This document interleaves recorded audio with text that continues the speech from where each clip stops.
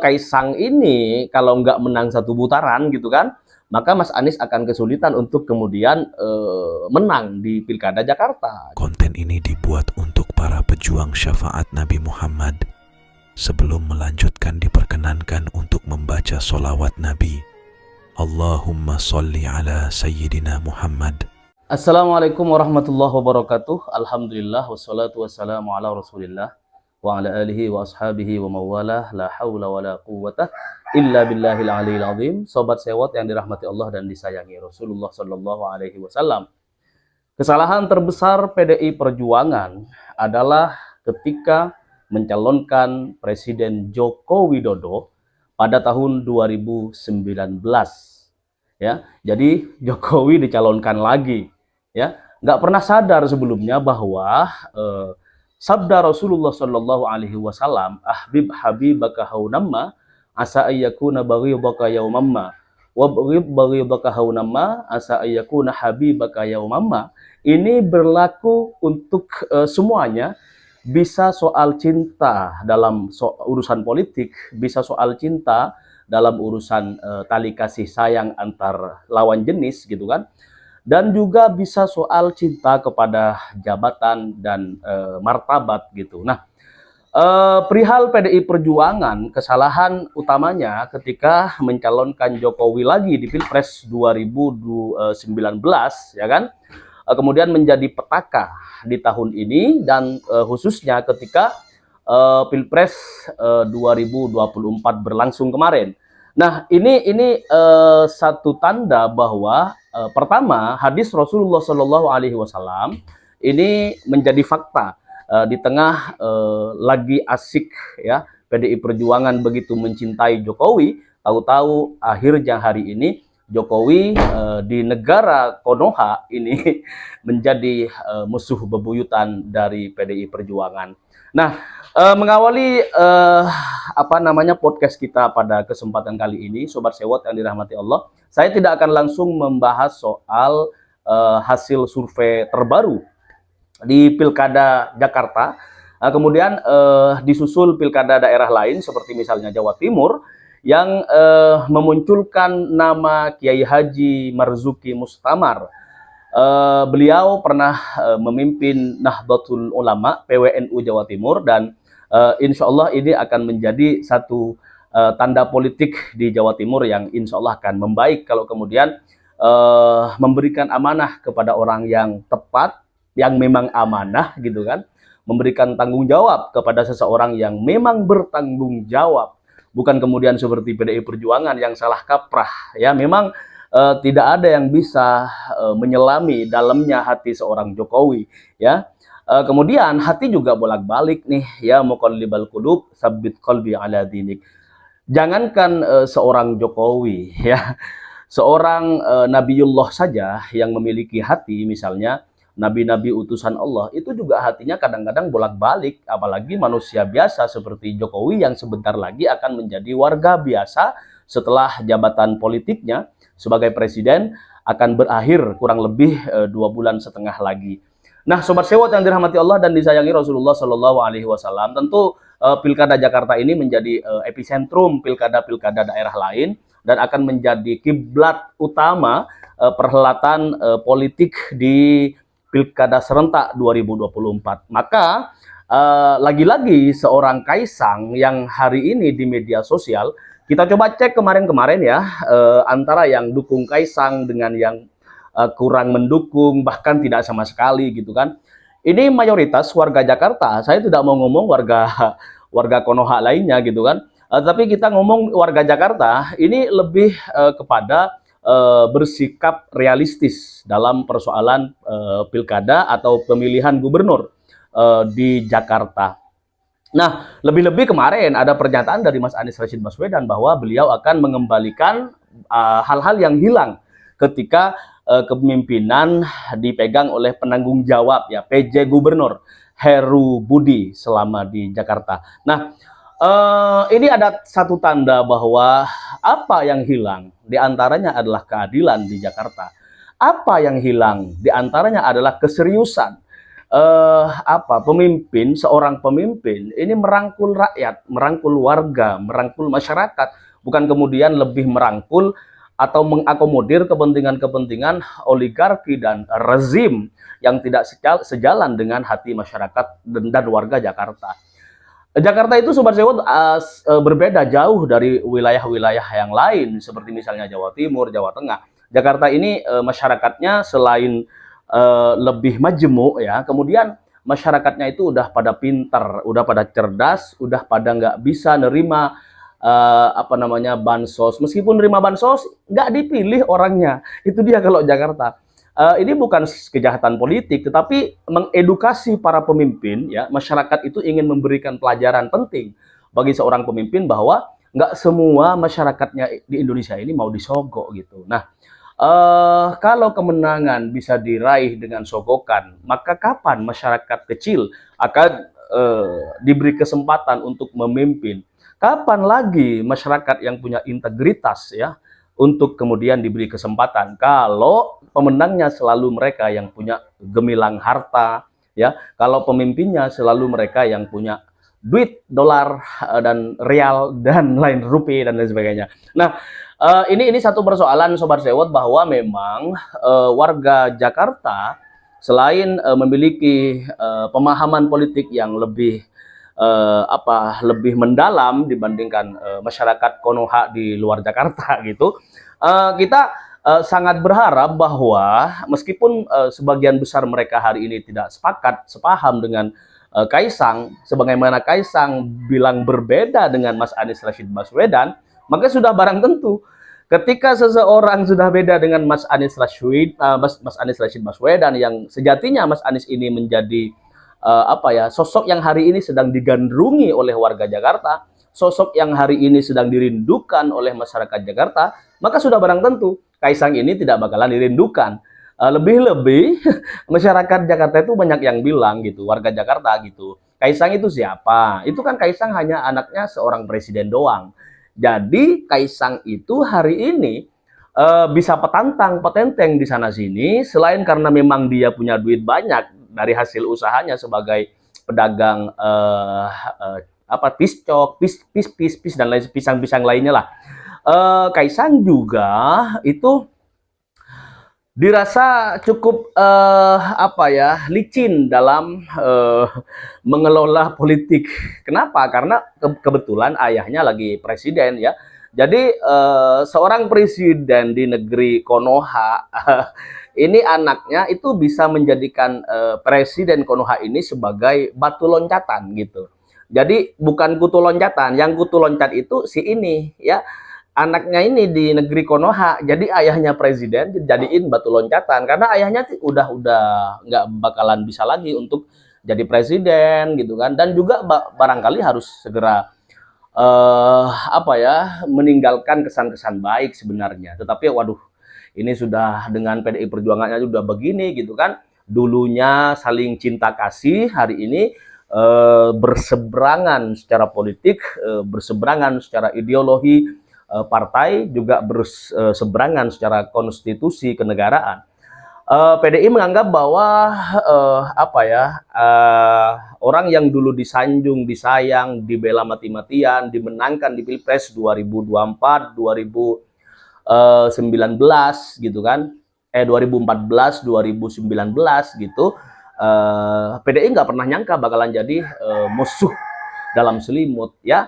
Ini satu keteledoran PDI Perjuangan yang kemudian tidak meresapi hadis Nabi yang berbunyi ahbib habibaka haunamma, cintailah kekasihmu sekedarnya saja, asa ayyakuna baghidaka yaumamma, kata Rasulullah.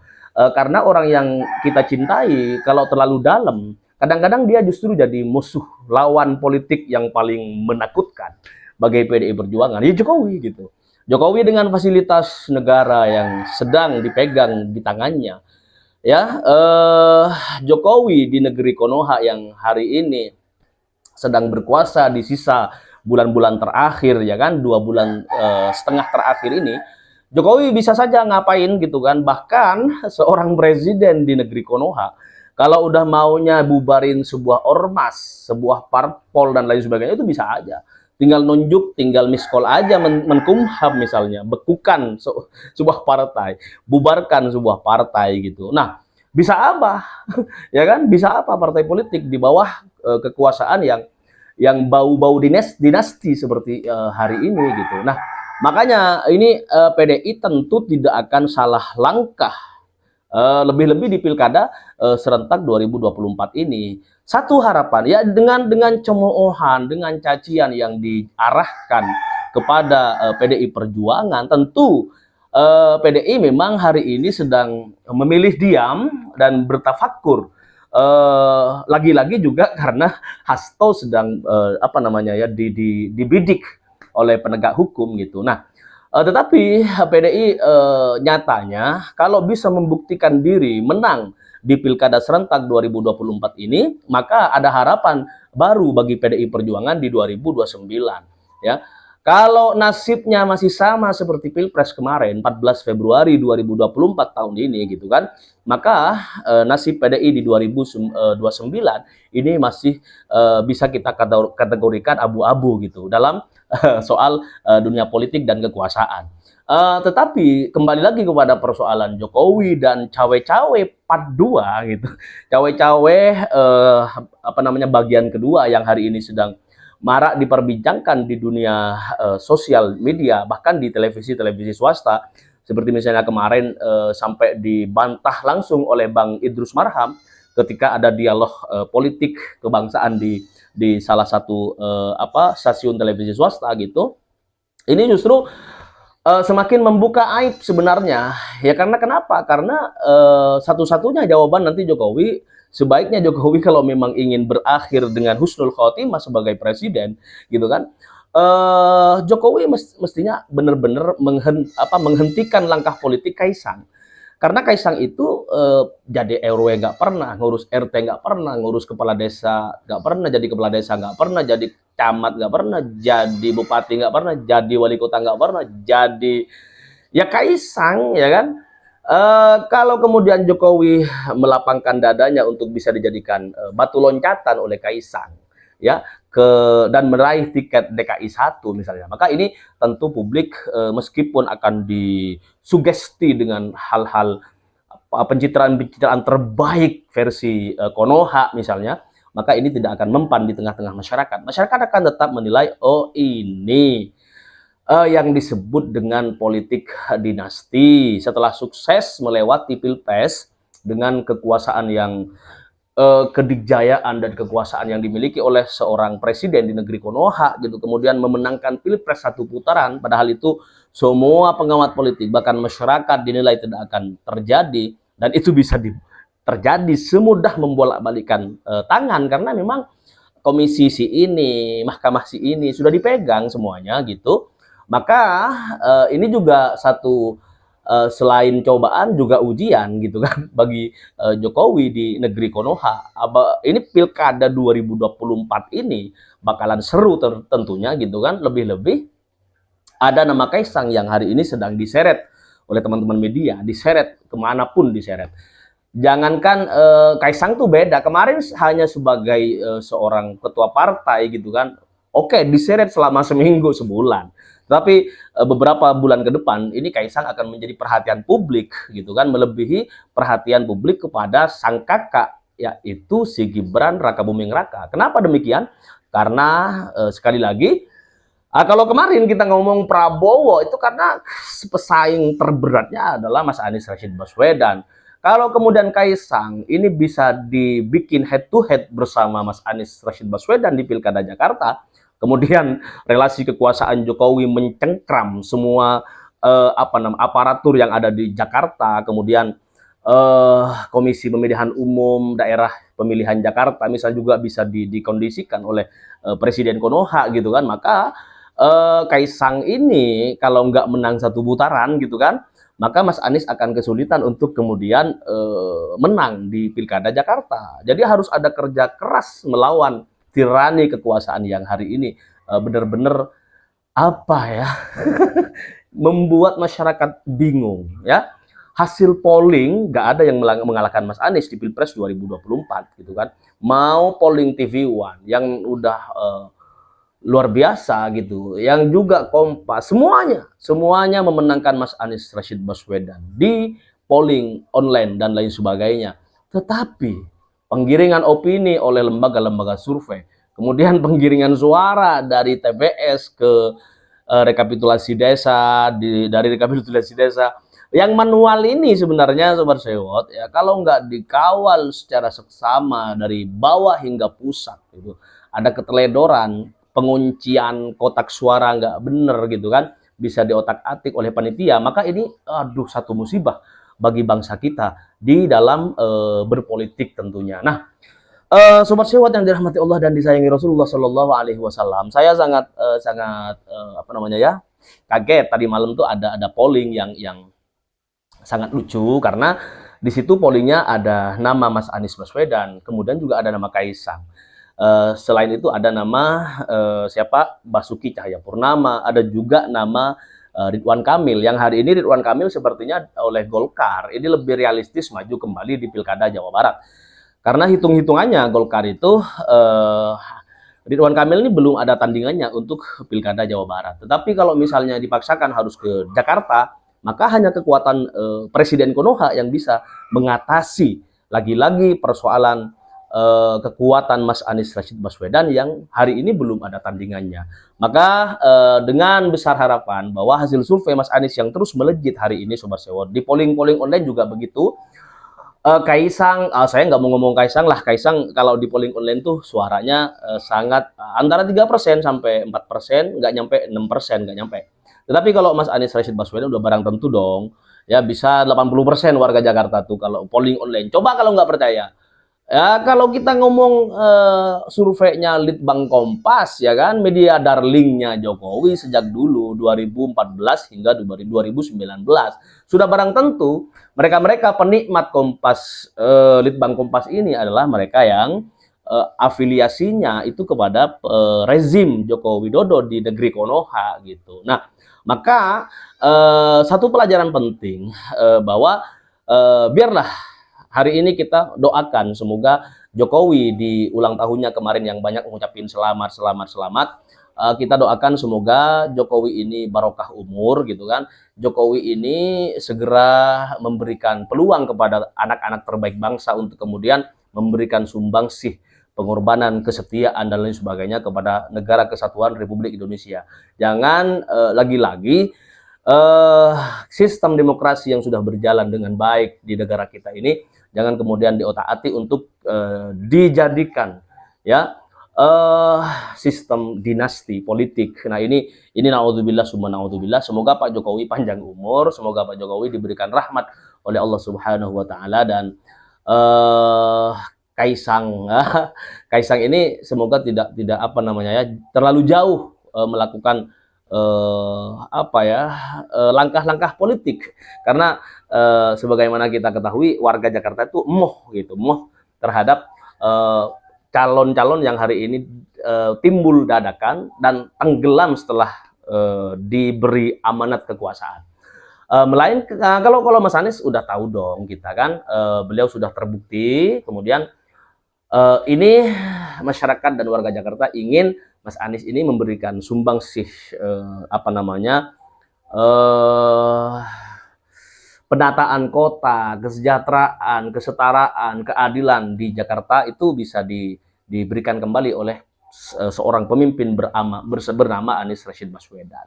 Nah, Sobat Sewot yang dirahmati Allah dan disayangi Rasulullah Shallallahu Alaihi Wasallam, sekali lagi bahwa kalau bicara soal polling dan survei, polling online dan survei gitu kan, Mas Anies Rashid Baswedan hari ini masih di atas angin dan belum terkejar oleh baik Ibu Risma, baik Ahok, baik Ridwan Kamil, lebih-lebih seorang Kaisang yang masih muda ya, masih dipertanyakan oleh publik.